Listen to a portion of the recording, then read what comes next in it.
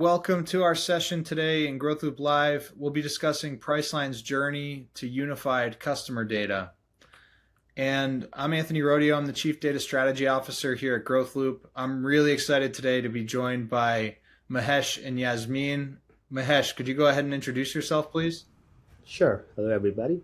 This is Mahesh. I am the Senior Director of Engineering at Priceline. I lead engineering teams that support and builds platforms and services for our marketing and product teams. Awesome. Thank you, Mahesh. And Yasmeen, welcome. Hi, Anthony. So as you mentioned, Yasmeen Ahmad, I lead strategy and outbound product management at Google Cloud for all of our data analytics portfolio. And my team works really closely with our partner ecosystem, of which GrowthLoop is one of our key strategic partners. Thanks, Yasmeen. It's been great to partner with you over the years, and thankful for both of you to join today, Mahesh and Yasmeen. So let's get right into it. We'll talk through today 3 different steps in the agenda. First, Mahesh will share a little bit around the data silo problem and some of the steps that we've taken together to unify that data. And then third, we'll talk through a little bit of generative AI and kind of where you go after you've started this data unification and this process of kind of bringing the team to the data. So I'm excited to jump right in. Maybe Mahesh, if you could kick it off with a little bit about Priceline and your goals and what you're trying to achieve there, that would be a great start. Thanks, Mahesh. Absolutely. Thank you, Anthony. So I would like to start with our mission. Our mission at Priceline is to be the best travel deal makers in the world. We try to connect our customers with the best supply, best deals possible, so that they can experience the moments that are dear to them. One of our key goals is to think about our data strategy, and that is really crucial. We felt like we have to democratize our customer data across multiple teams that work on building products and services for our customers, as well as a plethora of channels that exist out there where we reach our customers. So that's become one of key goals in Priceline, to make sure we provide the same data, at the time that every channel needs, at the rate that every system and platform needs. So that becomes our key goal. But then, as we get into products and services in different marketing channels, we naturally get into this setup of creating silos, and that silos naturally give rise to siloed data pipelines. So there is a key challenge for us in terms of meeting our goal of democratization of our data, but we really have to address these data pipeline silos. So what does it look like in Priceline? As I was talking about earlier, different products and services, different ways for our customers to interact with Priceline, and different channels that our marketing team tries to reach our customers in. And as you can see in this diagram, you can see multiple verticals. Even within a marketing stack, our messaging campaigns with email, SMS, or push notifications, in-app notifications, they need to cater to the platforms and endpoints that that channel operates in. It needs to start with a database. On top of databases, we have to build customer segmentation, audiences, and then on top of those are configurations of our workflows and customer journeys that allow us to understand our customers as they are moving through their travel journey, right? And then on top of that, it's about measuring each of one of these campaigns. Now, if you go from left to right, you will see same thing repeated. If it's paid advertising with Google Ads or Google Ad Manager, Facebook, all of the social media platforms, similar structure. The stack starts with a database, having data that caters to this channel, building audiences on top of that, workflows, journeys, and then same with our core products and services. As you can see, Priceline towards the extreme right here, how we personalize our experience for our customers. Same thing, starts with database, core data, segmentation and audiencing capabilities. On top of that is the customer journey as they come onto the site, etc. The underlying factor here is, even though it's data that Priceline manages, it kind of gives way into these silos, right? And that's where we branch off, creating these data infrastructures that are particularly catered to one channel or a product. The final product here is we can only do a good job with our campaign if we're able to measure it, right? The problem with that is, since you have specific silos for each one of these, the measurement processes are also very catered towards those silos. And Mahesh, one of the things I think is so interesting that we've seen at Priceline and with other partners is just the technology and the fact that each one of these kind of has their own data layer, their own audience layer, their own workflow layer, and their own measurement layer.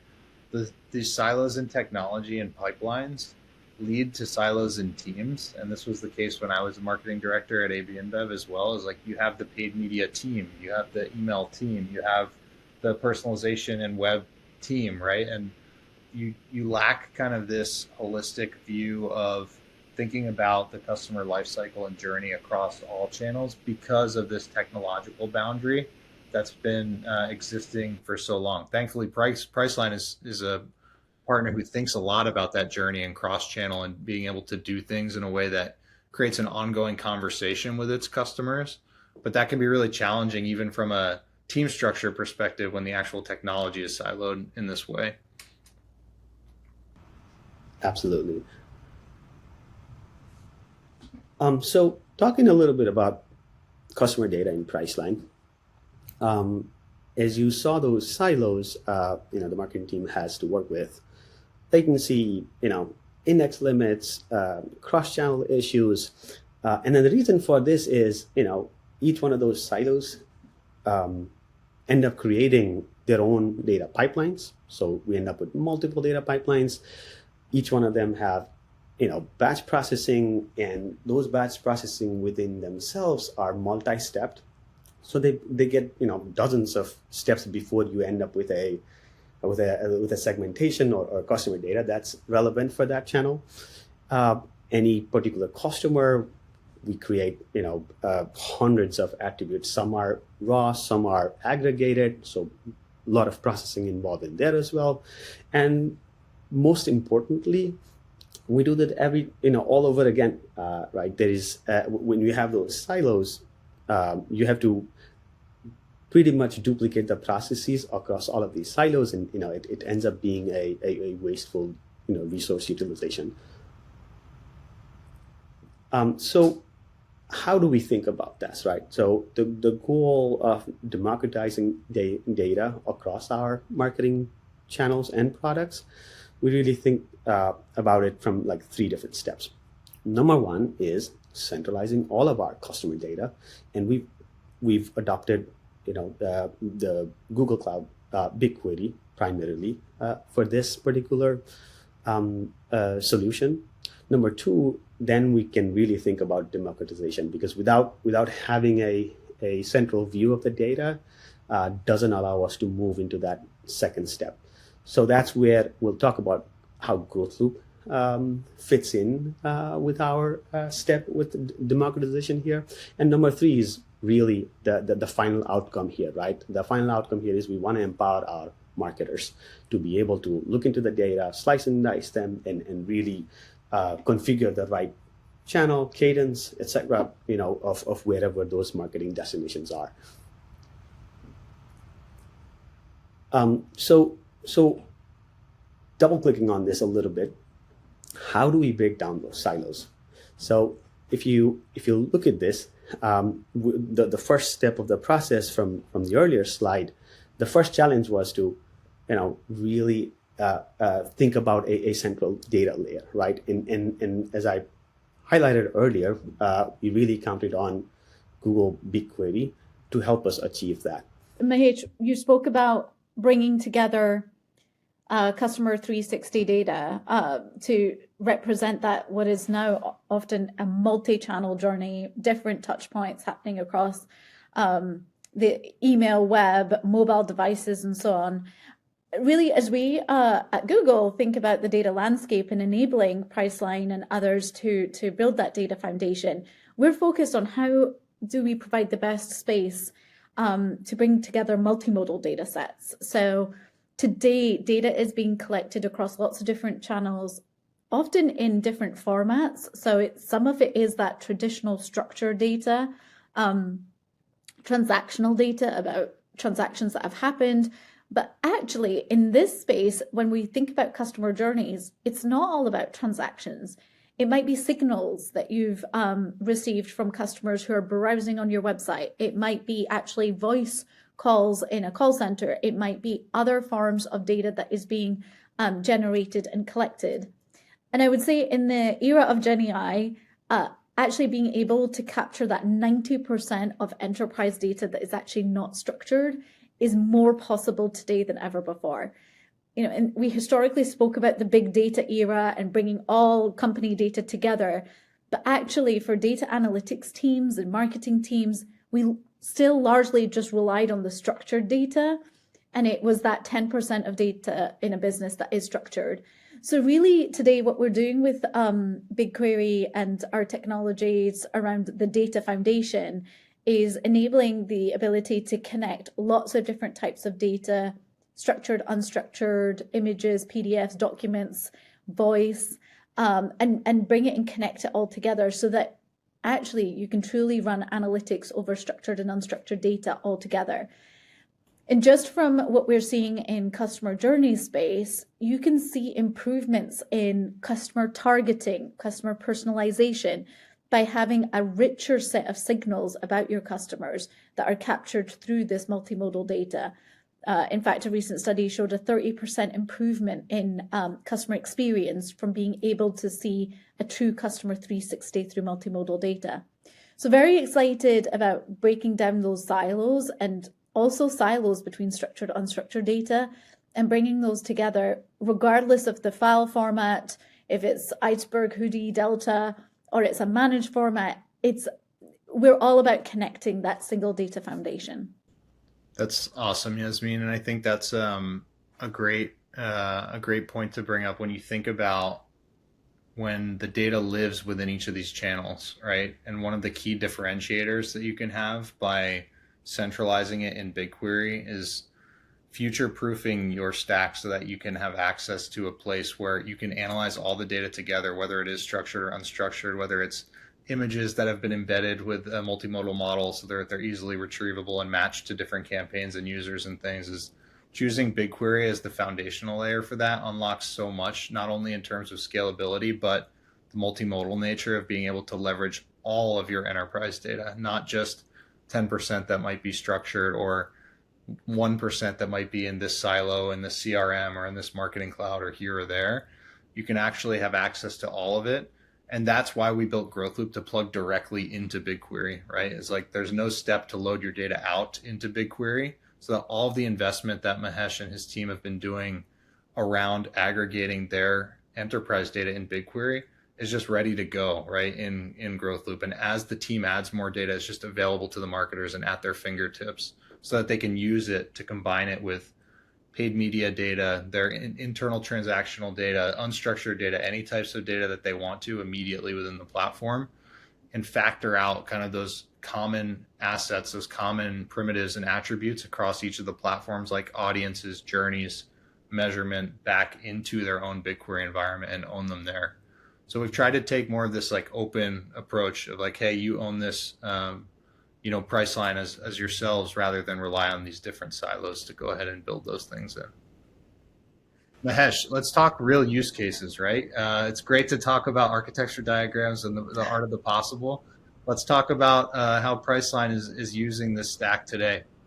Absolutely.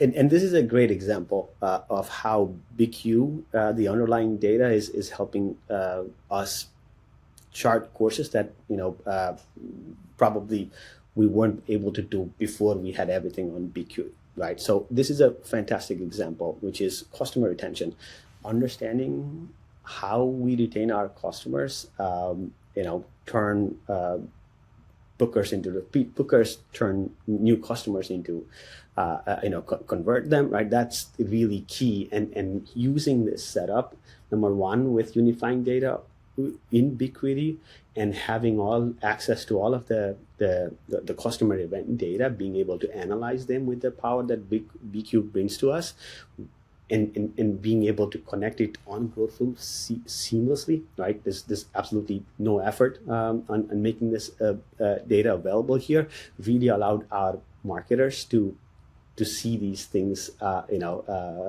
with their own eyes. It's not a SQL query, and this was one of the first use cases we deployed using our new data platform on GrowthLoop, right? So customer retention really allows our marketers to have a view, a near real-time view of how our customer segments are changing, are moving from one to the other. Are they active? Are they at risk? Are they churned, etc.? And really be able to use that data seamlessly on over our channels, right? This is about understanding our customers and really be able to target our offerings, in particular, and targeted and much more personalized to that segment of customer. That's something that really GrowthLoop and BQ allowed us to unlock here.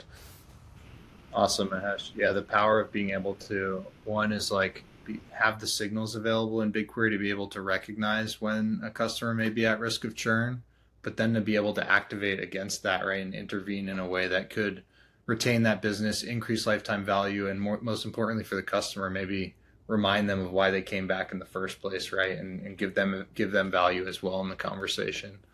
And when we think about doing that, not only within one channel, but doing it across channels, one of the things beyond audience building and the point and click interface that we just showed there for the customer retention use case is being able to actually activate in a sophisticated way across all channels at the same time. So you can have a more sophisticated rules-based journey that, as customers are taking different actions and reacting in different ways, you can set up journeys and experiments within those journeys across different types of channels, like paid media, like CRM, email, SMS, internal properties as well. And Yasmeen, as you think about this from a BigQuery product perspective, but also just given your experience generally, how easy would this have been without some type of UI layer on top of BigQuery for your partners at Google or elsewhere to do previously? Yeah, and I come back to something you mentioned earlier, Anthony, of really bringing the intelligence to where the data lives, to the data cloud. And that's really what GrowthLoop does so well with Google's data cloud. It sits directly on top of Google's data cloud, directly on top of BigQuery data sets, on top of our data foundation. And so it's real-time access to real-time interactions, experiences that customers are having in the moment. Historically, the domain of kind of data warehouses, data lakes was very much of IT teams or specialist teams who knew how to get data into the platform and out of the platform and building reports and dashboards. That really, I think the partnership with GrowthLoop here is great because you have a business-friendly user interface that gives and opens up access to these really powerful data platforms. And as I think about just what GrowthLoop is doing with customer journeys, this is the future.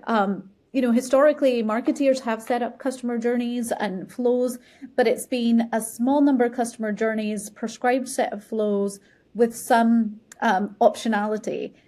But actually, in a world where now we're stepping into the Gen AI space and we're stepping into a world where there's just so much more digitalization and AI baked in everywhere, these journeys are set to get just so much more sophisticated in terms of the sophistication of targeting, the sophistication of having Gen AI creating content within these journeys, Gen AI being able to reason and give more targeted recommendations, and so on and so forth. And so as we look at this world that's both externally getting more complex as consumers and the way that they buy and the patterns and the digitalization accelerates. It's also we need to take that complexity internally and say, hey, how are we going to run 1 million different customer journeys that are all going to be unique?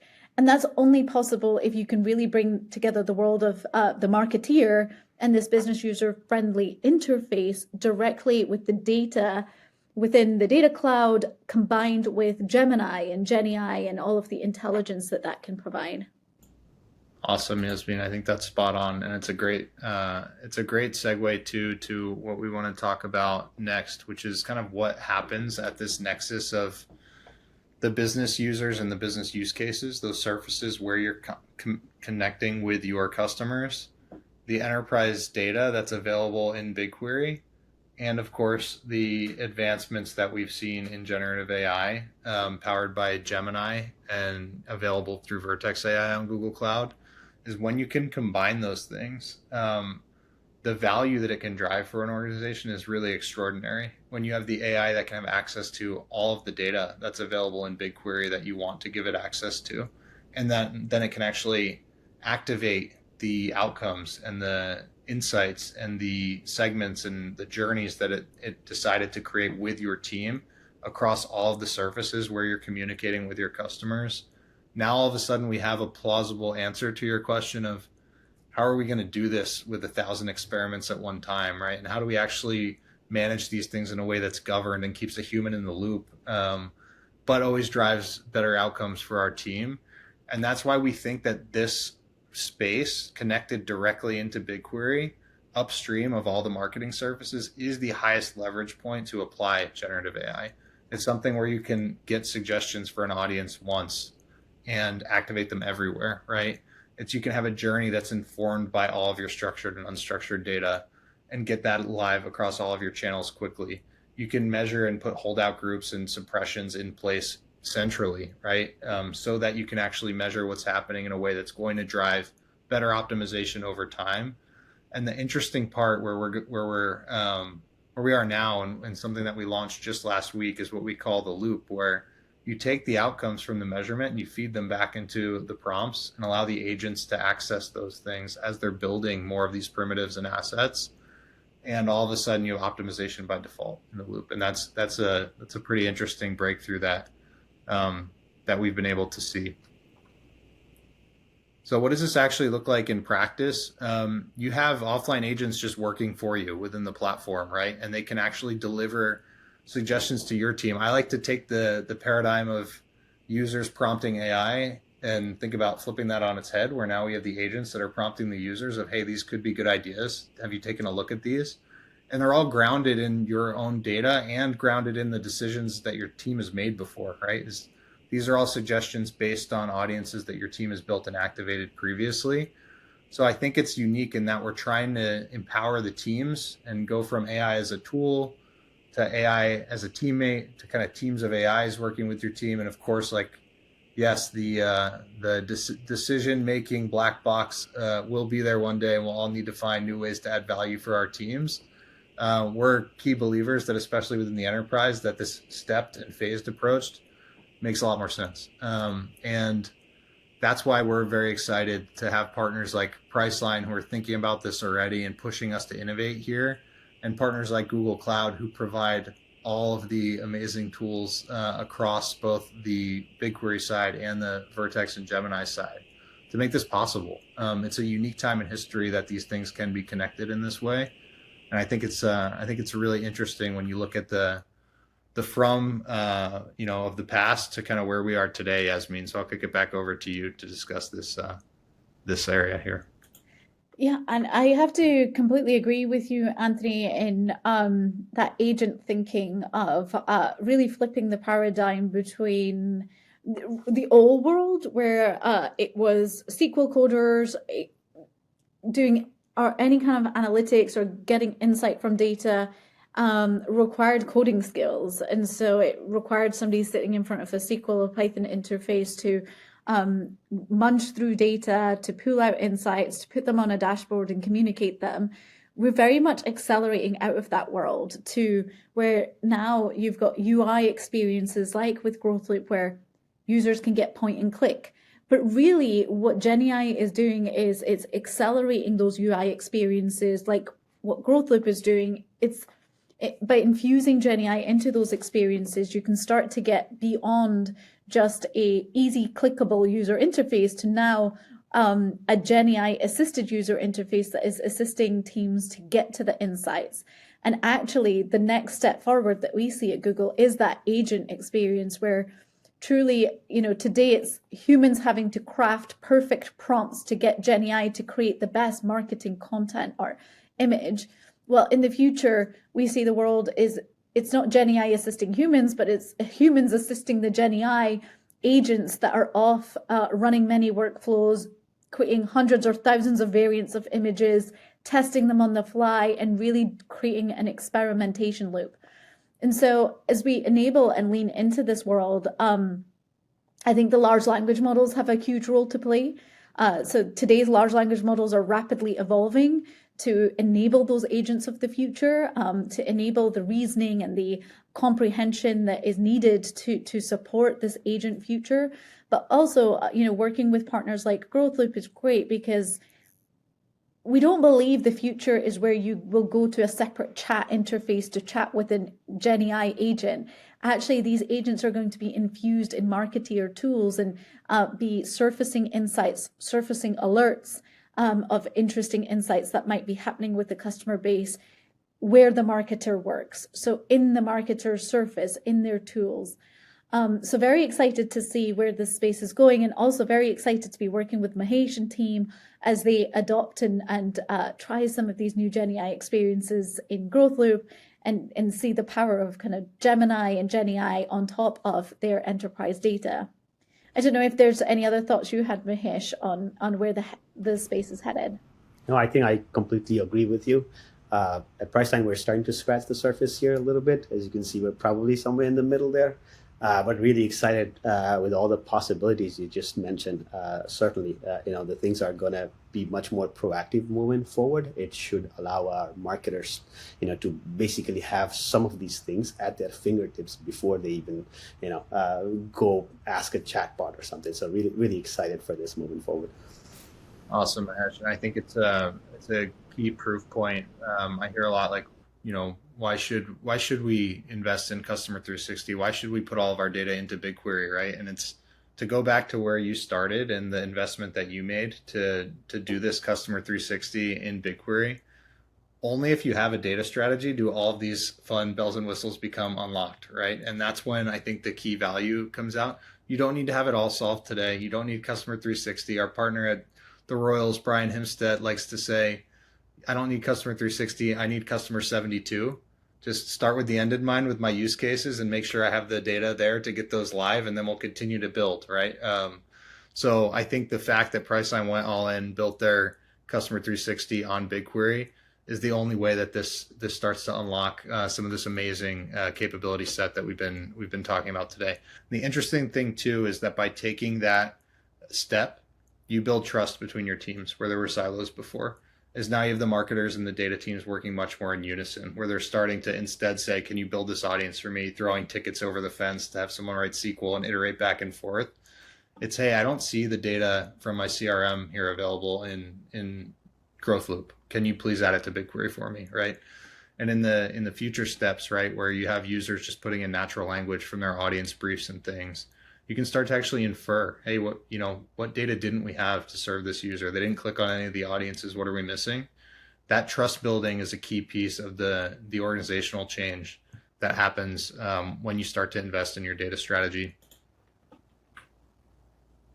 So any closing thoughts, Yasmeen and Mahesh, before I thank the attendees here for today? I would just lean into what you said, Anthony.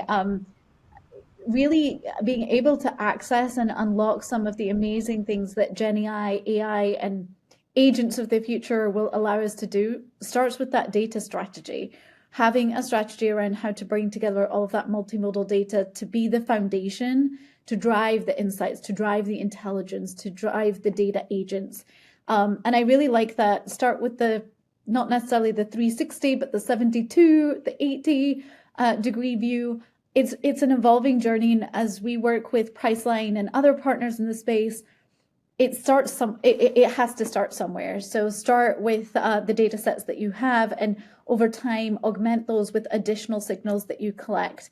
In fact, at Google, we've seen over the past year 600% growth year over year on multimodal data being brought together. So many organizations are on that same journey as they bring more of that data together, but it's key to start with that data strategy and build upon it.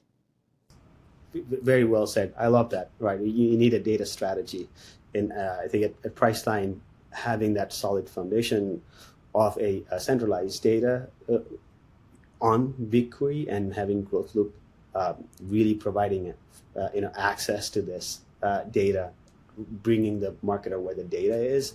It's been a really amazing, and can't wait for the future possibilities here. Awesome. I want to extend a massive thank you to Yasmeen and Mahesh for joining me today on this conversation. And of course, to our audience, thank you so much for joining this session.